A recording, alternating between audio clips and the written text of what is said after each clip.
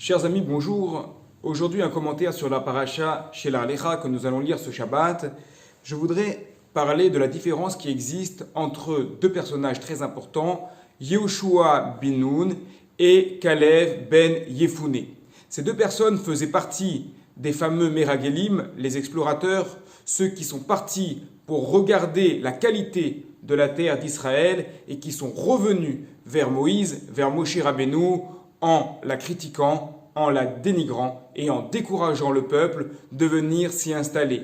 Parmi ces 12 explorateurs se trouvaient deux personnes qui se sont opposées à cette manière de voir négative. Ce sont justement Kalev ben Yefouné et Yehoshua bin Nun. Yehoshua est le plus connu d'entre eux, car en français, Yehoshua c'est Josué, qui porte le livre du même nom, le livre de Josué, et c'est lui qui prendra la succession de Moïse, de Moshe Rabbeinu. Pourtant, lorsqu'on regarde le texte, on a l'impression que c'est Kalev qui était le beau-frère de Moïse, le beau-frère de Moshe Rabbeinu. On a l'impression que c'est lui qui, au contraire, va prendre la tête de cette opposition aux pensées négatives des explorateurs. Effectivement, alors que l'on nous décrit le passage des explorateurs en terre d'Israël, on nous décrit leur trajet, on parle au pluriel, ils sont allés à tel endroit, ils sont allés à tel endroit, et puis à un moment le texte nous dit « Vayavo el Chevron », il est venu à Chevron. Pourquoi un singulier? Rashi soulève ce problème et explique « car c'est Kalev qu'il s'était séparé du groupe, pour se rendre à Chevron, qui n'est autre que l'endroit dans lequel reposent nos patriarches. Il voulait donc faire une prière à nos patriarches pour que le mérite de ceux-ci puisse l'aider à ne pas se faire influencer par le reste du groupe, mais à garder toujours son intégrité, à rapporter la vérité et uniquement la vérité à Moïse, à Moshe Rabbeinu.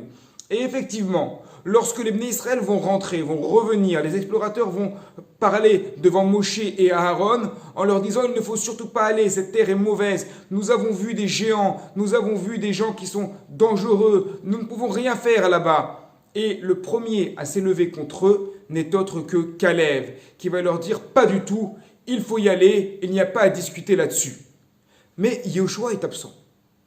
Yehoshua n'est ni à Hebron, avec Kalev, sous-entendu qu'il est resté avec les autres explorateurs, et il n'est ni au moment du retour avec Kalev pour dire à Moshe « Non, il faut y aller, je suis d'accord avec Kalev ». Il ne se prononce pas. Effectivement, les Rachamim dans la Gemara vont dire que les autres explorateurs s'en étaient pris à lui, à Yehoshua, en lui disant « Toi, tu as un intérêt ». Et le Netziv, dans le Haemei Davar, où le Torah Temima explique qu'il y avait auparavant dans la paracha de Be'alotera la prophétie de Eldad et Medad. Et ces derniers, d'après les Rachamim, avaient prophétisé que Yehoshua prendrait la tête, la succession, après Moshe Rabbeinu. Il deviendrait le chef après lui. Donc, eux, ils lui disent, toi, Yehoshua, tu as un intérêt. Tu seras le chef plus tard. Évidemment que tu ne veux pas que l'on dise du mal sur Eretz Israël. Tu veux devenir le chef en Eretz Israël. Tu as tout intérêt à partir là-bas. Et donc Yehoshua se serait tu. C'est une manière de voir les choses.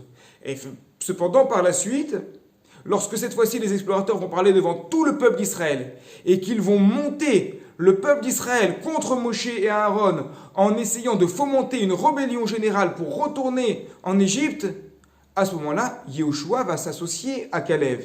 Et finalement, il va dire devant tout le monde, donc avec Kalev, non, ce n'est pas vrai, nous devons aller en Eretz Israël, quoi qu'il en coûte, c'est la mitzvah, et Hachem nous protégera. Il faut avoir la confiance en Dieu, car c'est là tout l'enjeu évidemment de cette paracha, vous l'aurez compris, quel est le bitachon, quelle est la confiance que l'on met dans les projets qu'Akadosh Baruch Hu nous confie, évidemment. Mais si on regarde bien, on remarque que celui qui s'est surtout mis en avant, celui qui a été à la tête de l'opposition aux explorateurs, c'est Kalev. Yehoshua a suivi, mais par la suite, sur le tard, si on peut s'exprimer ainsi. Et pourtant, qui va être celui qui va remplacer Moshe Rabbeinu? Qui va être celui qui va guider le peuple d'Israël vers la terre d'Israël? C'est Yehoshua. Alors je pose une question simple. Pourquoi pas Kalev? Puisque le premier à se détacher des explorateurs, Le premier à s'opposer à eux officiellement, c'est Caleb. Et Yoshua va suivre après, effectivement. Mais pourquoi ne pas donner la tête, la direction d'Eretz Israël à Caleb? C'est qu'il y a en réalité une grande différence de perception dans la manière d'être avec le Kaal, avec le peuple, avec les fidèles. Caleb, c'est celui qui fait cavalier seul. Il voit qu'il risque de se faire influencer par les autres explorateurs, il part tout seul de son côté.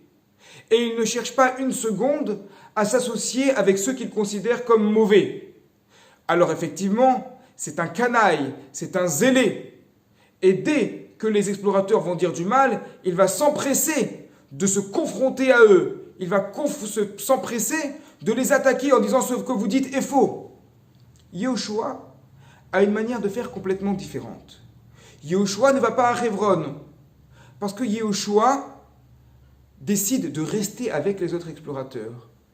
Il pense qu'il sera possible, en restant avec eux, de les influencer pour le bien. Mais pour lui, il est hors de question de se séparer de ces personnes-là, qui même si elles se comportent mal pour le moment, ça reste des juifs, ça reste des frères, ça reste une partie du peuple. Donc il faut rester avec eux. Et il reste avec eux.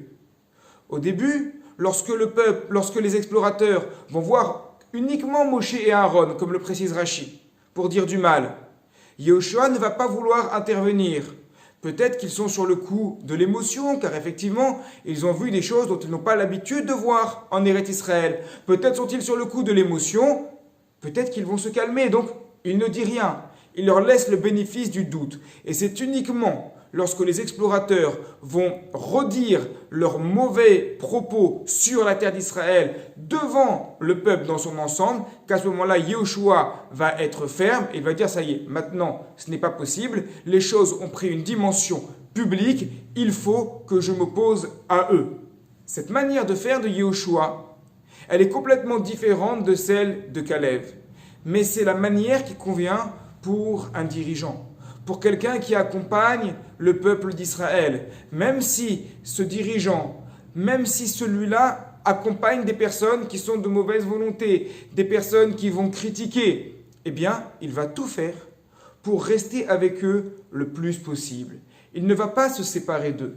Il ne va pas aller sur le côté. Non, il va les accompagner. Il va leur laisser le bénéfice du doute le plus longtemps possible. Comme le disent nos chachamim, dan nekav zechut, juger favorablement. Mais c'est uniquement au moment où, objectivement, il faut être ferme, à ce moment-là, il saura s'affirmer. C'est la manière d'être de Yehoshua, c'est comme ça qu'agit Yehoshua. Et c'est pour cela que c'est bien Yehoshua qui va accompagner le peuple en Eretz Israël. C'est bien Yehoshua qui va prendre la direction du peuple d'Israël pour succéder à Moshe Rabbeinu.